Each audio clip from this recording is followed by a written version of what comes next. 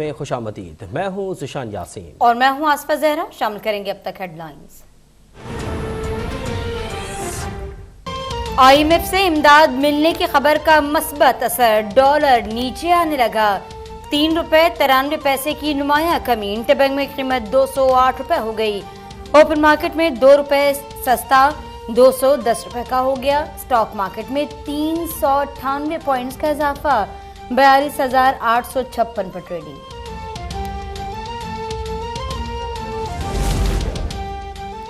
Utility stores पर भी दालें महंगी हो गई। चने की दाल पर 28 रुपए इजाफा, 190 रुपए किलो हो गई। सफ़ेद चना 87 रुपए महंगा, 300 रुपए किलो तक जा पहुंचा।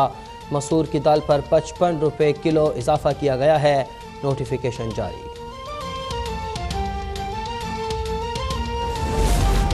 पेट्रोल और डीजल की कीमत बढ़ाकर मुल्क को दिवालिया होने से बचाया। इमरान खान की हुकूमत मुल्क को दिवालिये की निहज तक ले गई थी। वजीर खजाना मिफ्ता इस्माइल की प्रेस ब्रीफिंग, कहा बजट में गरीब पर बोझ नहीं डाला गया। अमीर अफराद पर टैक्स में इजाफा करेंगे।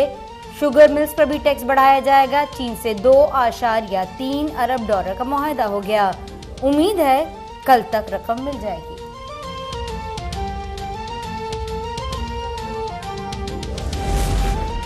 कराची के अवाम पर महंगी बिजली गिराने की तैयारी, 11 रुपए 34 पैसे फी यूनिट बढ़ाए जाएंगे। के इलेक्ट्रिक ने नेपरा से दरख्वास्त कर दी। इक़दाम मई के माहाना फ्यूल एडजस्टमेंट की मद में किया गया है। 4 जुलाई को समाअत होगी। मंजूरी की सूरत में कराची के अवाम पर 22 अरब 65 करोड़ रुपए का मजीद बोझ पड़ेगा।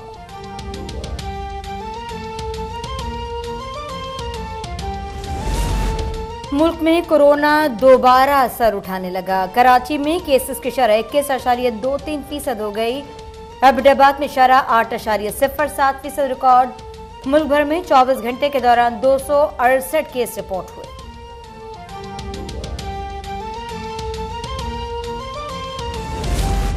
दालें भी आवाम की पहुंच से दूर हो गईं। हुकूमत मजदूर की माहाना उजरत 25,000 से फरार हो गई।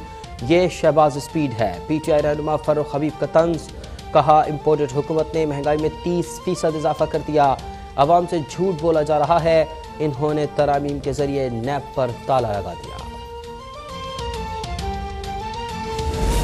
NA 240 के ज़िमनी इलेक्शन में धांधली हुई, हम जीत गए, हमारे वोट जाया किए गए, सबूत दे सकते हैं। सरबरा पाक सरजमीन पार्टी मुस्तफा कमाल की गुफ्तगू, कहने लगे हम पर गोलियां चलाई गई, हम पर ही मुकदमात बनाए गए। FIR में सैफुद्दीन को राहगीर बना दिया गया। मुफ्ती मुनीबुर रहमान पर भी तनकीद।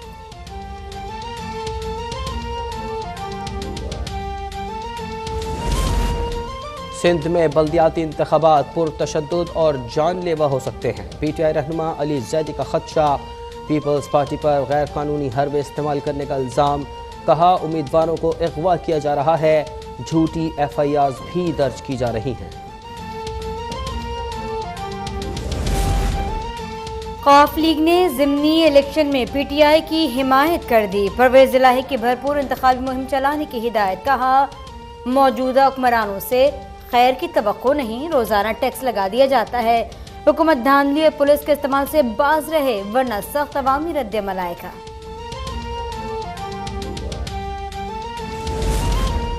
दुआ जहरा की उम्र का तयन, मेडिकल बोर्ड की तश्कील के लिए मुनासिब फोरम से रुजू किया जाए। सुप्रीम कोर्ट की हिदायत, कहा यह हमारे दायरे अख्तियार में नहीं। वालिद ने दुआ को शेल्टर होम भिजवाने की दरख्वास्त वापस ले ली, उस पर अदालत ने केस निपटा दिया। बात के मुताबिक MQM और PTI की दरख्वास्तों पर समाअत हुई और इलेक्शन कमीशन की जानिब से रिपोर्ट अदालत में पेश कर दी गई है। बैरिस्टर फरूक नसीम ने कहा कि रिपोर्ट की नकल फराहम कर दी जाए, जवाब भी दे देंगे। इस बारे में मजीद तफसीलात जफर सोमरो से जान लेते। जफर बताइए, आज सिंध हाई कोर्ट में अदालती कार्रवाई में क्या हुआ? जी बिल्कुल, देखिए आज सिंध हाई कोर्ट में MQM और PTI के जानिब से बलजाती इलेक्शन मुलतवी कराने से मुतल्लिक दरख्वास्त पे समाअत हुई। दौरान समाअत MQM के जो वकील थे बैरिस्टर फरूक नसीम, उसने दलाइल दिए और इलेक्शन कमीशन के जानिब से जो रिपोर्ट थी वो भी अदालत में पेश की गई। जबकि फरूक नसीम का ये कहना था कि सिलेक्टेड कमेटी में हुकूमत और अपोजिशन के तमाम जमातें शामिल है। हुकूमत सिंध ने खुद इतराफ़ किया है कि कानून में इस्लाह जो है वो जरूरी है। सुप्रीम कोर्ट ने जो हुक्म दिया था कि आर्टिकल 140A के मुताबिक लोकल गवर्नमेंट इलेक्शन जो है वो होने चाहिए, वो इस हवाले से अभी उसमें कानून में जो है तरमीम करनी है, जिस पर जो है फारूक नसीम के मजीद दलाल जारी थे। उसमें अब फारूक नसीम ने मजीद ये कहा कि इन्हें 240 के इलेक्शन में भी ये हुआ कि लोगों को पता नहीं था कि वो उनका वोट कहाँ है और कहाँ उनको जाना चाहिए, जिस वजह से जो रेशो था वोटिंग का वो कम रहा था। एक वजह ये भी थी और इस पर मजीद जो है वो अदालत ने समाअत कल तक मुलतवी कर दी और जो फारूक नसीम है बैरिस्टर एमक्यूएम के वकील है उनको दलाल जारी रखने का हुक्म दिया है। कल जो है बैरिस्टर फारूक नसीम इस दरख्वास्त में मजीद अपने जो दलाल है वो देंगे। इसके अलावा पीटीआई के वकील और इलेक्शन कमीशन और इसके अलावा हुकूमत सिंध की जानिब से जो सरकारी वकील है वो इस दरख्वास्त में मजीद समाअत जो है वो दलाल देंगे। अदालत ने जो दरख्वास्त है उसकी समाअत कल तक मुलतवी कर दी है। कल 9:30 बजे ये समाअत जो है दोबारा जो है उसको सुनेगी और अदालत ने ये उसके बाद जो है फैसला होगा कि सिंध में जो पहला फेज है बलदियाती इलेक्शन का जो 26 जून को होना है वो होगा या नहीं। इससे मुतल्लिक आज दरखास्त पे समाअत हुई और अदालत ने समाअत कल तक मुलतवी कर दी है। जी जफर सोमरो में कराची से अपडेट कर रहे थे।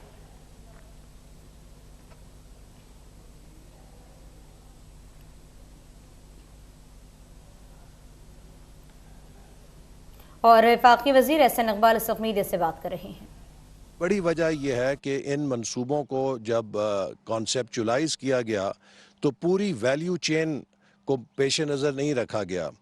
चाय अगर उगा ली गई तो आगे प्रोसेसिंग प्लांट नहीं लगा, अगर प्रोसेसिंग प्लांट लगा तो आगे उसकी कमर्शलाइजेशन पे तवज्जो नहीं दी गई।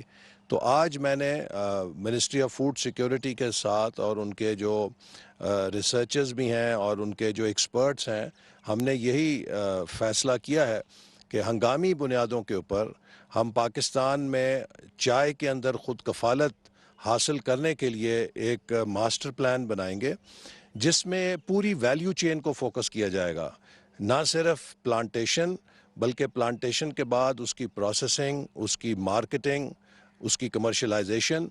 और दुनिया भर में जो कामयाब तजुर्बा है वो यही है कि जहाँ पर टी प्लांटेशंस कामयाब हुई हैं वहाँ पर बड़े रकबों के ऊपर प्राइवेट सेक्टर को दावत दी गई है कि 10-10 हज़ार 20-20 हज़ार एकड़ के लॉट्स के ऊपर कि वो वहाँ पर आके कल्टीवेशन करें, उसकी पूरी वैल्यू चेन को डेवलप करें।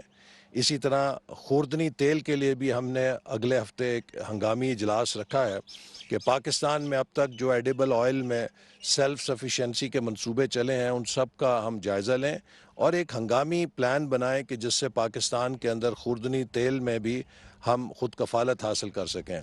इसी तरह जो हमारे फल हैं, हमारी सब्ज़ियां हैं, हमारी जो वैल्यू एडेड एग्रीकल्चर है उसको प्रमोट करने के लिए भी प्लानिंग कमीशन मुकम्मल तौर पे वजारत नेशनल फूड सिक्योरिटी को अपनी सपोर्ट देगा।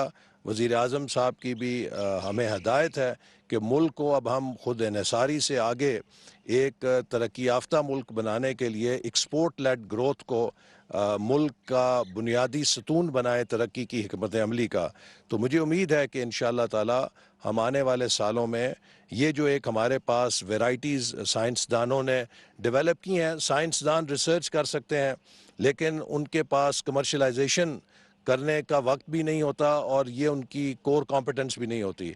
तो जो मेहनत के साथ इन्होंने यहाँ पे वैराइटीज़ बनाई हैं उनकी वायबिलिटी साबित की है और इंटरनेशनल लोगों ने आके भी इंडोर्स किया है कि पाकिस्तान में पैदा होने वाली चाय बैनुल-अक़वामी मेयार से किसी दर्जे में कम नहीं है। इसकी एक अपनी इसका क्वालिटी है, इसकी फ्रेगरेंस अपनी है, इसका अपना टेस्ट है। तो हम इसको ब्रांड करेंगे इंशाअल्लाह ताला। क्यों नहीं, अगर दुनिया में दूसरे ममालिक की चाय मशहूर है तो मानसेरा टी पाकिस्तान की दुनिया में एक ब्रांड क्यों नहीं बन सकती, या स्वाद टी पाकिस्तान की एक ब्रांड क्यों नहीं बन सकती। ये हमारे जो शुमाली इलाका जात हैं ये बहुत आइडियल हैं। कश्मीर के कुछ इलाके हैं, स्वात के हैं, मानसेरा के हैं, यहाँ पे बहुत अच्छी वसी पैमाने के ऊपर चाय की काश्त हो सकती है। तो आज हमें पता चला है कि तकरीबन 1.5 लाख एकड़ है जिसको हम चाय के लिए ज़ेरे काश्त ला सकते हैं और इसके लिए अब हम एक मास्टर प्लान बना रहे हैं और इंशाअल्लाह ताला उम्मीद करते हैं कि अगले 5 से 10 सालों के अंदर हम इसमें ब्रेक थ्रू हासिल करेंगे। ये हमारे लिए बड़ी फ़ख्र का बायस है कि ये जो हमारा रिसर्च का इदारा है, की जानिब से इन्होंने जो मीडिया से गुफ्तगू की जा रही थी, जहां एहसन इकबाल ने कहा कि पाकिस्तान में चाय उगाने के हवाले से हम काम कर रहे हैं। पाकिस्तान साल में $500 मिलियन की चाय इंपोर्ट कर लेता है। हमने एक हंगामी प्लान बनाया है जिसके तहत हम पाकिस्तान में ही चाय उगाने के मंसूबे पर काम कर रहे हैं। जल्द पाकिस्तान चाय के हवाले से खुद कफील होगा।